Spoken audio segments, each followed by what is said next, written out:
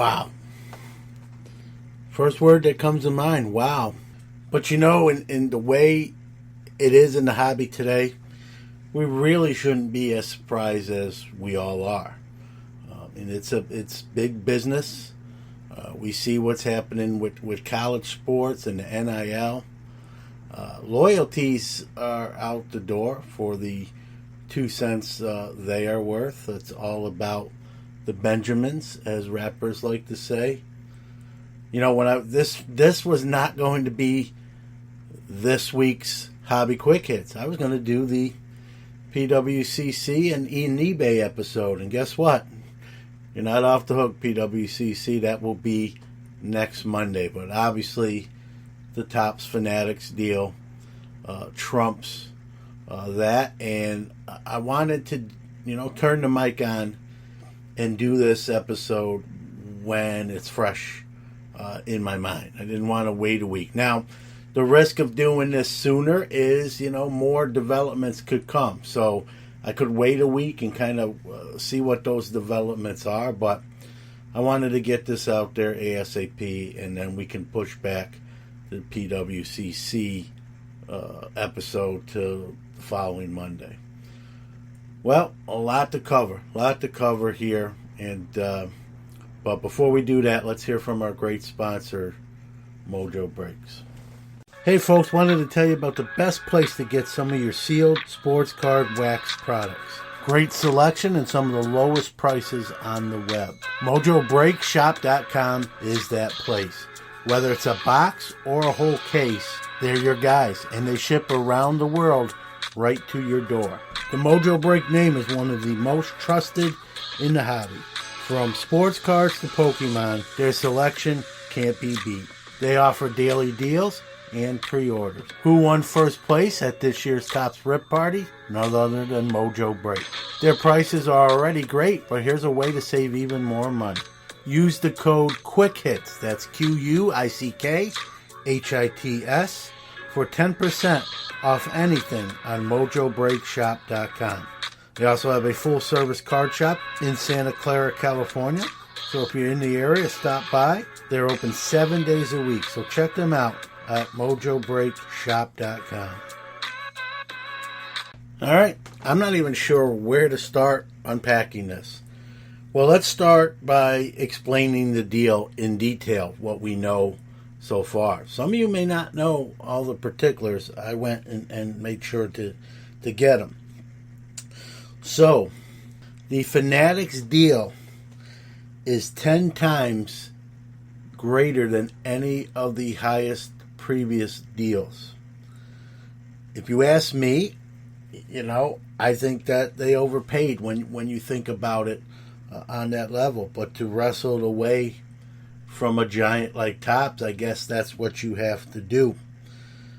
They will get the players license at the end of 2022. They will get the Major League Baseball license at the end of 2025. Also, the products they release when they get these licenses won't necessarily be called Fanatics.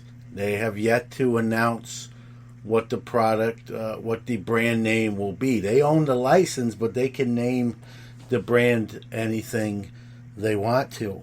Also, they get the Candy Digital, the official Major League Baseball NFT rights for you NFT folks. I'm not one of those, so I don't really care.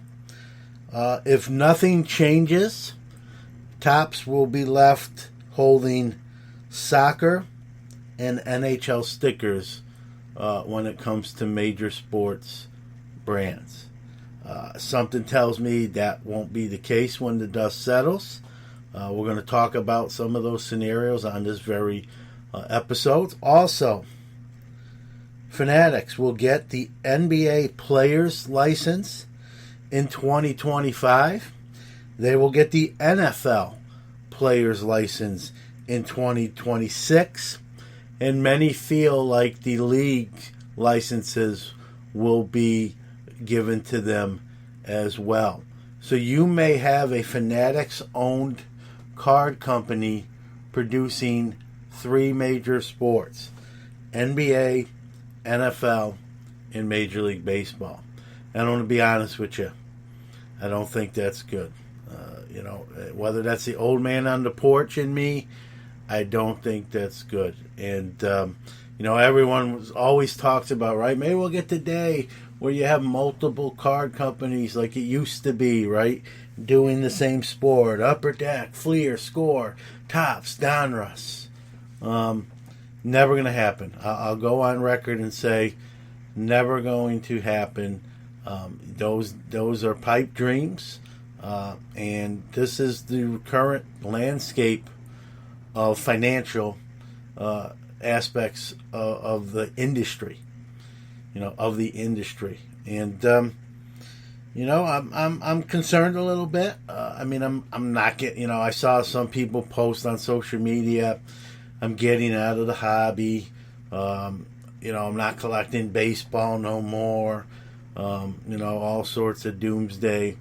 I'm definitely not. I'm going to be collecting cards, buying cards, selling cards. That's not going to change. This just doesn't feel right. Right? Like, listen to what I'm going to say. Right? When this news came down, right, it just didn't feel right. As crazy as that sounds, right? We don't have any personal skin in the game, really. Actually, I take that back. I guess I do a little bit.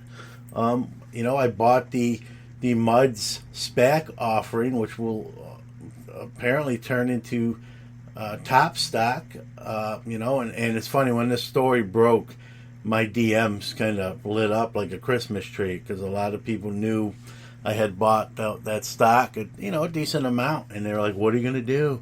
Are you going to sell it all? It's going to crash." And so when I got asked this question, my response initially was, I'm going to hold, right? Holding out hope that maybe there's some kind of secret agreement. Maybe, Topps is going to sell out to Fanatics. In other words, Fanatics will buy the majority stock purchase once the stock goes public, and get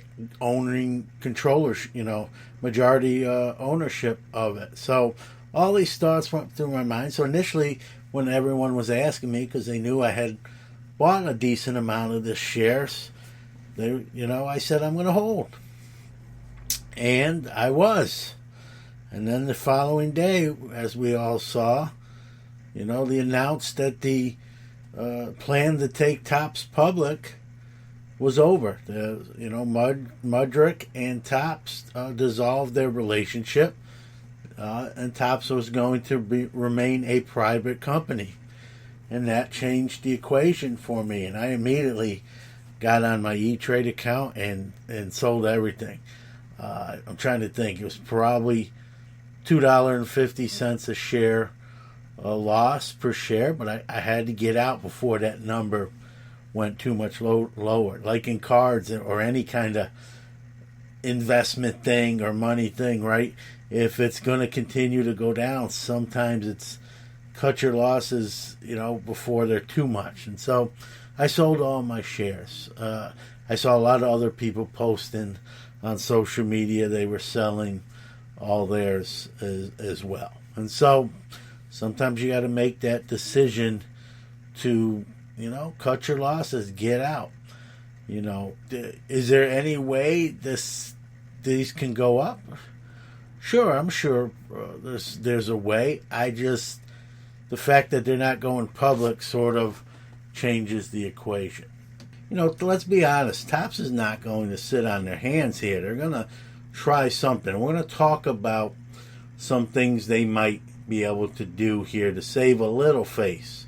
It's never going to be exactly the same, but maybe a little bit face, stay viable in the sports card industry. So going back to when the news first broke, I'm not going to lie. I've been doing this a long time.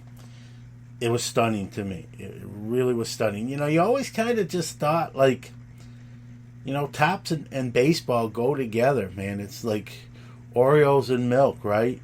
Peanut butter and jelly, whatever analogy you want to make. So on face value, when that news first broke, it it knocked you off your feet. You're like, what? I read it 2 or 3 times. I'm like, I'm reading something wrong. There's wording in here.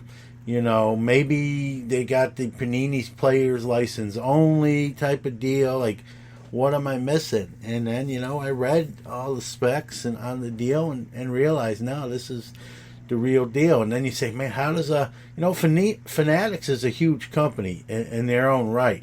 But they're not a card company, at least not yet, right? They're going to be most likely here. And,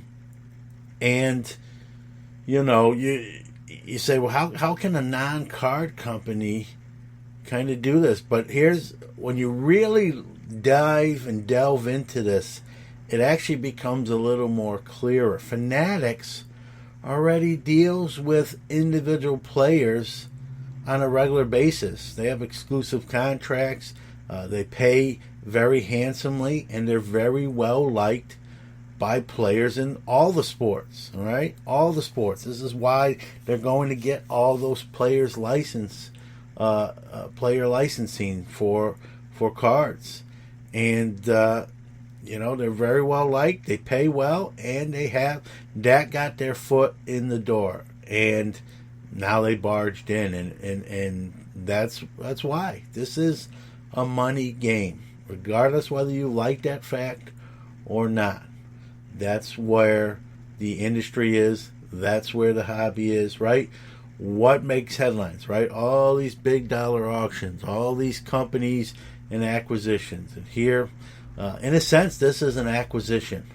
And what did they acquire? They acquired exclusive rights licensing. They got it in some cases in memorabilia, with just recently with the Otani deal. And now they got it with the card licensing. And so it really, when you really take a step back, kind of look at it, it's not as shocking. I mean, it's still shocking, but it makes more sense after taking a deep breath and really looking at it. At least to me, and I think if you look at it like that, they're not an unknown. That's, I think, everyone kind of thinks, well, they never made cards before. They're an unknown. They're not an unknown. They work directly with players and Players Association already. They're a known commodity. This was, someone, I read somewhere someone blamed Topps for maybe just kind of doing what we did, right? Assume they're always going to have that league license, right? And getting complacent. And I'm not behind closed doors. I don't know if they're complacent. I don't know if they got lax. I can't answer that. I don't work for Topps. For what it's worth, the Wall Street Journal is reporting that Topps had no idea that Major League Baseball was even negotiating with someone else other than them, and that they found out almost in a similar way that the general public did. They were notified literally 2 to 3 hours before the public release statement. They were notified, meaning Topps, about 3 hours before we were. So it probably, if you think it was a shock to hobbyists, it probably was a shock. If that's true, think about the shock to Topps.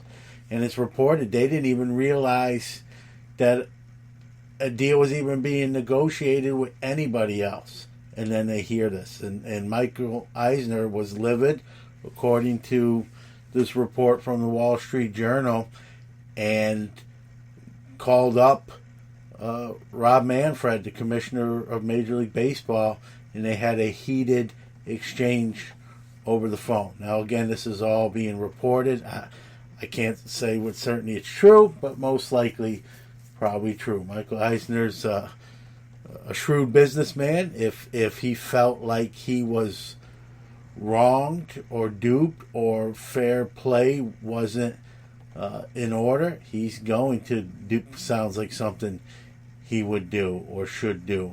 And all reports are he is very beside himself. So, crazy stuff. If that's how that was handled, I think that shows you the cutthroatness of business world. Again, business world. But regardless whether they did or didn't get complacent, I don't know if it's complacency that got this deal done for Fanatics or money. That, again, they paid 10 times what the highest previous deal was. 10 times. Not 10 more dollars, not 10 more $1 million.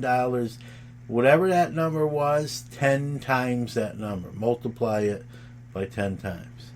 So where do we go from here? What can Topps do? Well, remember, name, image, likeness has really taken the forefront here. Can Topps is going to get into that in some form or fashion, right?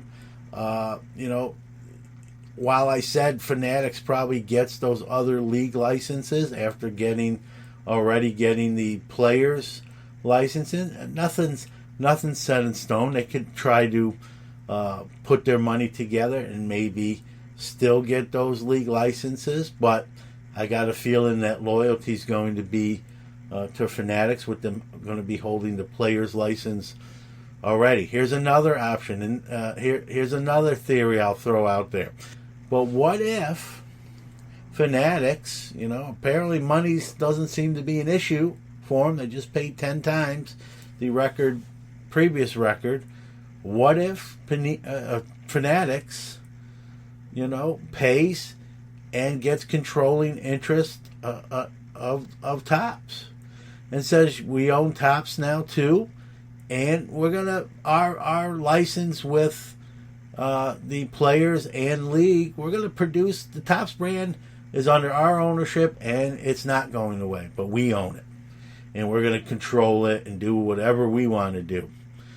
And that is, I'm not predicting it happens. I'm not even sure. I don't know if that's good or a bad thing. I guess it's good that if that was to occur, you'd still see those 5 letters on some baseball cards, TOPPS. But, that is still a potential possibility. Topps has not, at the time of this recording, has not issued any statement regarding this. I got to imagine they might be reeling in themselves, a little bit stunned, especially if you believe rumors that they've gotten a little complacent, kind of assuming that their licenses would just keep being extended. And maybe didn't see this coming. Here's another scenario. What about this? What if, let's say Fanatics doesn't buy Topps, not interested, whatever. What if they just sell, maybe by the year, 2 years, 3 years, the naming rights for their, in other words, they become a middleman. Like they buy the house and they rent the house to Topps, right? They say, you want to rent the house for 3 years and make baseball cards, you pay us this. I don't see that as the realm of the possibility. Now, I'm not a lawyer. I'm not sure if that's legal. I'm not sure if the Players Association or Major League Baseball, in this case, would say, listen, if we wanted Topps to do that, we would have sold the rights to them. So they themselves might block that. But if they don't, what's to say Fanatics doesn't say to Topps, hey, this is what it costs to do your brands the next 3 years. We own the house. You want to live in it? Pay us this amount. This is what the rent is, if you will. I know it's a little more complicated than I just made that out to sound like, but why not? Why, I don't know all the legal ramifications. I don't know if the Players Association or the league itself would balk at that. I have a feeling they might, unless all parties could get together and leave that room with an understanding this is good for everyone, or this is how it's going to go. But I'll throw that on the table. And so this is shattering, industry shattering news. This changes the landscape of the sports card hobby, because this is not affecting one sport, folks. It's affecting baseball, basketball, and the NFL. And the only company right now that I can see, you can correct me if you think I'm wrong, the only company that kind of came out sort of unscathed here is Upper Deck with their hockey license. That's not involved here whatsoever. So they're, at this point, who knows what's next, right? And so Panini's affected because Fanatics is getting the NBA players licensing and the NFL players licensing. And man, I mean, this is just, there's so many different angles to this story. I try to keep these episodes to 15 to 25 minutes, and we're getting in that vicinity. But it ain't going to be so much. I don't know how long we're going to go, but I'm not time limited in this. I want to really just talk about everything that comes to mind. I'm not even. This is not scripted. This is just off the cuff, if you will. So, what does Topps do? Again, do they try to go heavily in the NIL? I suspect they were going to do that anyway, right? So now that just gets ramped up. They have the NHL stickers. They have soccer still, wrestling, but this is a major blow. This is a boat. They're taking on some water here. If nothing changes, there's a human element to this, folks, as well, and I'm very sensitive to that. This is more than just cardboard and chrome. There's a human element to this. People may lose their job. People I know, maybe have had on this show, are going to be, out of work, or at least temporarily, until they land on their feet, hopefully somewhere else. Because if Topps loses these, Topps baseball is a major. You know this. I'm not breaking any news here. A major. What they do. It's their number one thing with candy, right? And it's going to affect their intake of income on so many levels. Montgomery, how's it affect Montgomery Club, right? Probably not going to be a Montgomery Club unless they do a soccer Montgomery Club, right? Or a wrestling Montgomery Club. Living set, they do it in soccer. I'm sure that will continue, but that's probably going to be the end of Topps Living Set. There's just so many wrinkles and layers to this. When I wrap this show up and get it out there, I'll probably remember something I forgot to talk about during this very show. So there's just so many ways and angles to look at this. And what does Topps do? Do they hope? Do they kind of present themselves to Fanatics like, hey, buy us, and let's keep together with you running the ship and driving the car. Let's keep that Topps name, out there. Fanatics, again, it just happened, but maybe there's a reason they haven't said what they're actually going to name the brand of cards. Maybe there's something going on behind the scenes we don't know about yet, right?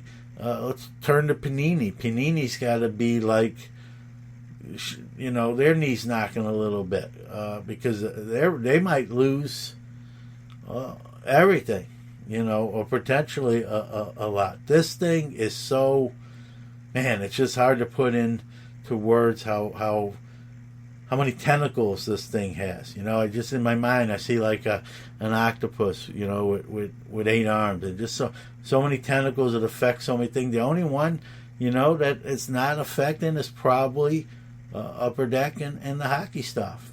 Even Leaf or Onyx, where they do that NIL or the celebrity stuff. That's another thing. Topps probably just says, hey, let's, we have some celebrity reach. Let's go into that genre. So they might cringe upon Leaf. I don't know Brian Gray super well. He's been on the show. I've had some other minor conversations with him. Maybe this might be the time to sell Leaf or the Pro Set name and brand, right? Now's the time to strike while the iron's hot. There's just, I don't know. let's be real, it's going to be very interesting. Whether you like what happened or you don't like what happened, the next few years, and that's the thing. Where the Twitter broke when this news broke, right? Everyone's talking about, myself included. I'm not picking on anyone. I'm guilty as charged, but we forget this isn't going to happen right away. You're looking at least 2-3 years before we see the full effects and where the fallout is and how this all shakes out. We're not going to be able to keep up this social media pace every day for 2-3 years. So we'll sort of have some lulls. Stuff will come out. Maybe certain news breaks.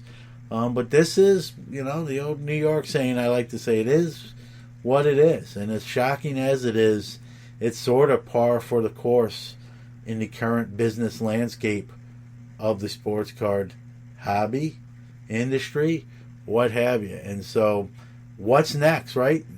Talk about a crazy week with news. I'm so old. I remember you could go months in the hobby without any sort of major news breaking. You can't even go 1 or 2 days anymore. So what's next, right? And this is going to be a ripple effect, right? Or a wave effect, a tsunami rather than a ripple effect. There's things going to happen off of this. We see a lot of mergers and acquisitions, and there's stuff going on right now that just hasn't been announced yet. So we'll see. It's very interesting times, to say the least. I got a feeling I'm going to be probably doing some more shows along these lines. I mean, that's if there's a silver lining for me and probably other content creators, quite frankly, if they're listening to this too, they know what I'm talking about, is there is no shortage of material to cover, right? I don't do a podcast necessarily every day. I do Hobby Quick Hits on Monday. I do, Sports Card Nation on Friday. And there's no shortage of material. Look, I had to move the episode I was planning to release today back a week, and that was big news in its own right with the PWCC eBay stuff. And now that gets pushed back a week. So this is unprecedented times as far as I'm concerned in the hobby. It's fun. It can be a little, menacing, scary if you're used to the old ways, but it's not going to deter me from enjoying the hobby.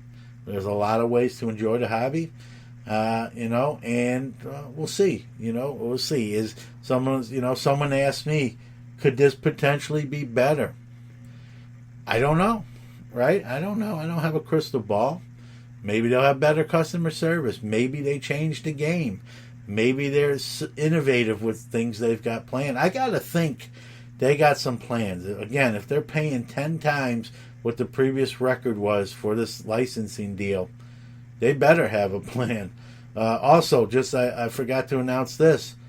Josh Luber, CEO of StockX, will be the CEO. I don't know if that's what they're officially calling the title, but he will lead the sports card Fanatics brand. I'll just say this: I'm not a fan of that. I'll kind of point to the Topps StockX collaboration from the last couple years. I thought it was drab and not innovative. I don't, can you point to 1 or 2 releases and say that's what you're getting across the board? I wouldn't think that's fair. But he's not a card guy in the true sense of the word. Some people might say, John, that's a good thing. It's time to kind of think outside the box, think new. But I also think there's something to be said about people who've been in the hobby a while that know the hobby too, kind of steering that ship as well. So I guess that's a two-sided coin, depending on what side you fall on. So Josh Luber will take the reins of the new Fanatics card line, and it'll be interesting to see how this all continues the fallout. So stay tuned, I guess, right?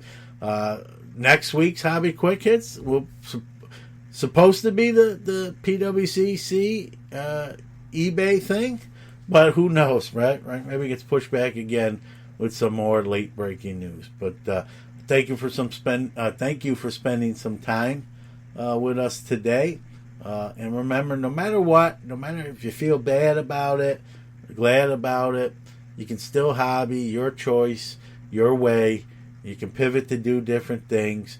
I've really gotten heavy into the vintage things the last year and a half, 2 years. So that's not going to change for me. Those cards are made.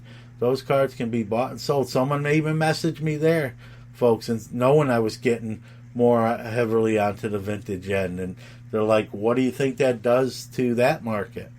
And again, all speculation, just an educated guess. I think it drives those prices up. When we talk about the hobby, right, in cards, right, there's a nostalgia element to it. And if people think, and if this is really the end for Topps and baseball cards, you don't get any more nostalgic than that when a brand doesn't exist anymore, right? And so we look back to all over the years and say, they don't make cards no more, but I can go back and get that 53 Mano, 54 Mano. I can get that Yaz, rookie, and and out of 60 Topps. I can get that 75 Brett in Yount.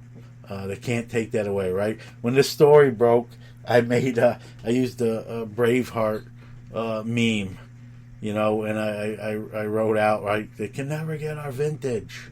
And it's true. I mean, it's funny. It's kind of a little poke at humor, but those cards are not acquired in the deal. They're made. They're already made to always be Topps. And so at the end of the day, and if you like vintage or you're getting into vintage, that option will always be there for you. All right, folks, we're gonna put a cap on this thing, and I don't know. Next time we talk, we'll see what else is on the horizon. Hope everyone is staying safe, being well, and we'll see you next time on Hobby Quick Hits.